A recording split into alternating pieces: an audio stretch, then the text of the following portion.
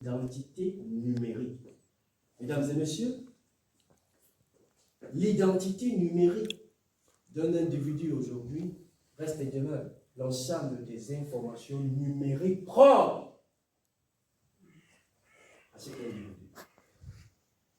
Votre identité numérique, mesdames, sont l'ensemble des informations que vous pouvez avoir sur Internet. Votre identité numérique, à vous, reste et demeure vos informations que l'on retrouve sur Internet. L'identité numérique de Chantal est définie comme l'ensemble des informations de Chantal que l'on peut capter quelque part, c'est-à-dire sur Internet. L'identité numérique de Charlotte, ce sont des informations de Charlotte que l'on peut avoir en se servant de son téléphone portable ou d'un ordinateur. C'est ça l'identité numérique d'un citoyen. Et lorsque l'on parle de l'identité numérique d'un citoyen, ce sont des données personnelles.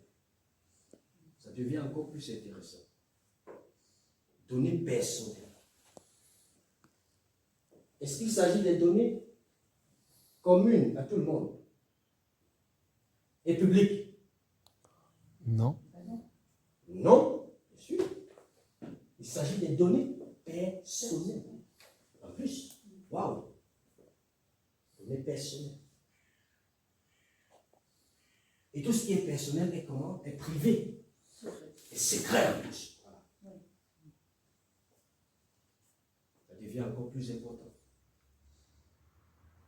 de se rendre compte que nos données personnelles doivent être secrètes. Mais la question est celle de savoir comment les rendre secrètes. C'est ça le sujet. Ok? Comment les rendre secrètes? Et Chantal?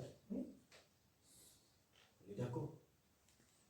Ça dit que Chantal, quand elle prend son téléphone, si elle appelle Charlotte, les deux vont se dire des choses. Des choses secrètes. Et les autres ne doivent pas entendre. Mais comment faire pour garantir ce secret? C'est de ça qu'il est question.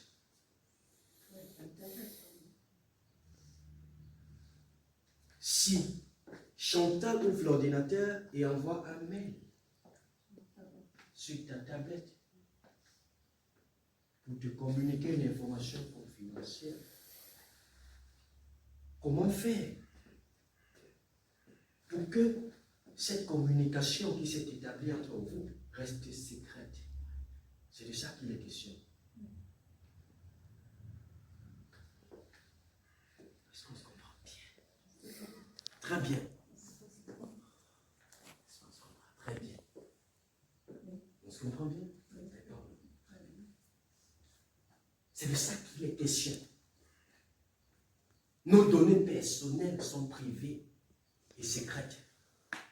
Il faut donc se battre pour les garanties secrètes et privées. Parce que la conséquence directe de l'insécurité de ces données personnelles reste et demeure l'ensemble des maux qui minent la société aujourd'hui et qui, davantage, endeuillent la nation. En ce sens où, lorsque vous êtes confronté à l'insécurité sur votre téléphone, votre tablette, vous êtes mal à l'aise. Vous n'êtes pas bien. Parce que le fait d'être confronté à cette insécurité renvoie a des dégâts importants dans la société.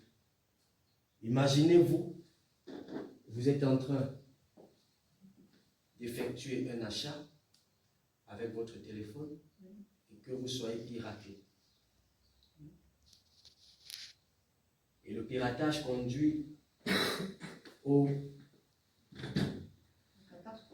catastrophes à l'égard de votre compte bancaire.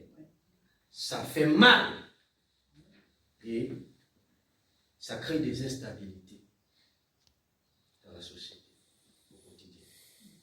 Imaginez que dans la vie de tous les jours, vous vous levez un matin, vous vous rendez compte que votre ordinateur a été piraté et que vos données confidentielles, vos communications confidentielles avec vos personnes, membres de vos familles, collègues, employeurs, confidents, confidentes, soient à la merci de tout le monde sur Internet. Ça fait mal. C'est l'objet de notre rencontre de ce matin. Informer, prévenir et accompagner.